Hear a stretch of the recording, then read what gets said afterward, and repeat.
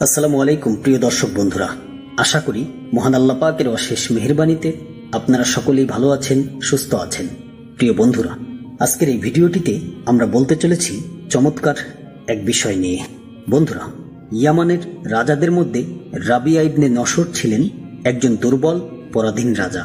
কোনো এক সময় তিনি এক ভয়ঙ্কর স্বপ্ন দেখে ভীষণভাবে বিচলিত হন। তার রাজ্যে যত গণক, জাদুকর, আয়েফ বা জ্যোতিষী ছিল সবাইকে একত্রিত করে বলেন, আমি এমন একটা স্বপ্ন দেখেছি যা আমাকে অত্যন্ত বিচলিত করে তুলেছে।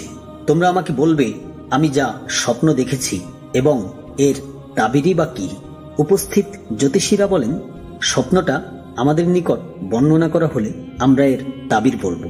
রাজা বললেন, স্বপ্নটা যদি আমি বলি তাহলে তোমাদের তাবিরে আমি স্বস্তি বা প্রশান্তি লাভে সমর্থ হব না, কেননা এ স্বপ্নের ব্যাখ্যা একমাত্র সেই পারবে যে আমার বলার আগেই আমার স্বপ্ন সম্পর্কে বলবে।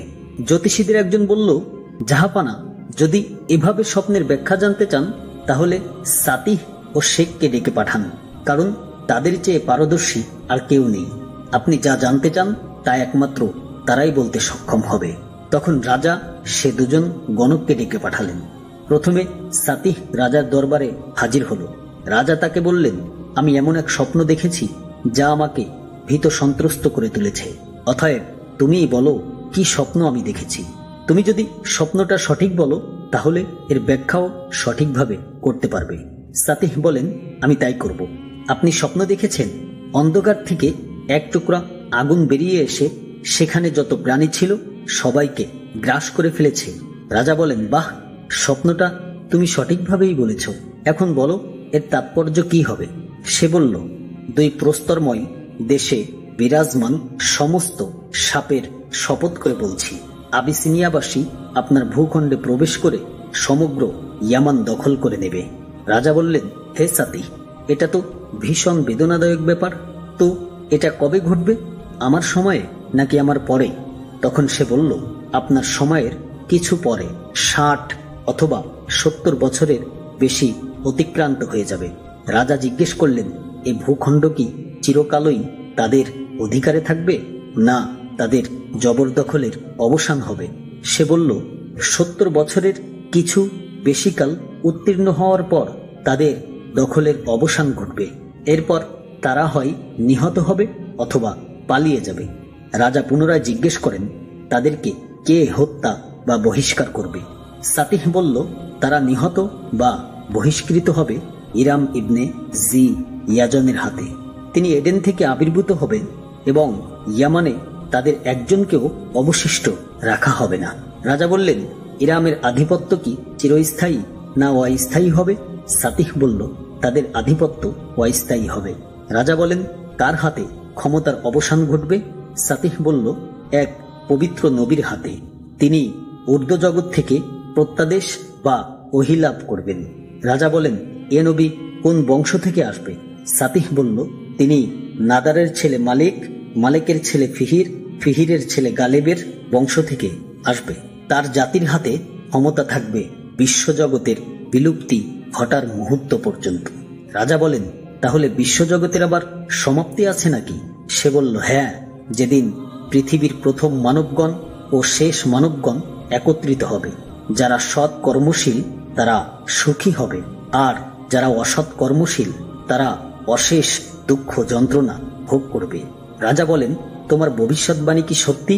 সে বলল, হ্যাঁ, রাতের অন্ধকার ও উষার আলোর শপথ, সুবিন্যাস প্রভাতের শপথ, আমি যা বলেছি তা পুরোপুরি সত্য হবে।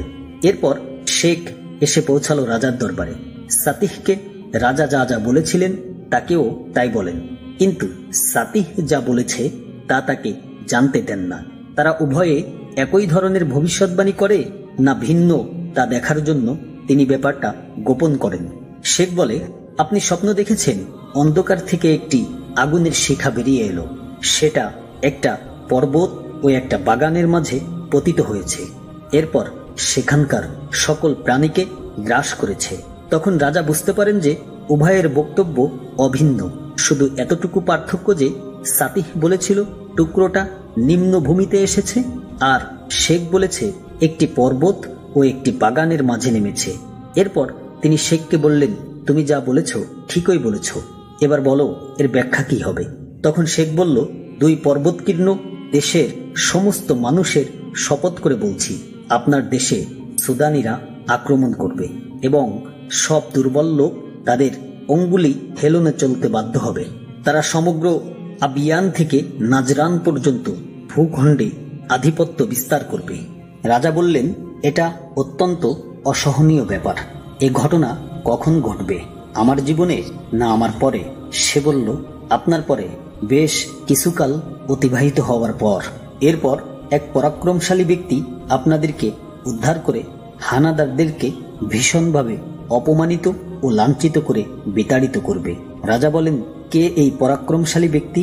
সে বলল, একজন যুবক যিনি নগণ্য নন, যে ইয়ামানের বাড়ি থেকে তার আগমন হবে। তিনি হানাদারদের একজনকেও ইয়ামানে অবস্থান করতে দেবেন না। রাজা বললেন, এই ব্যক্তির শাসন চিরস্থায়ী না ক্ষণস্থায়ী হবে?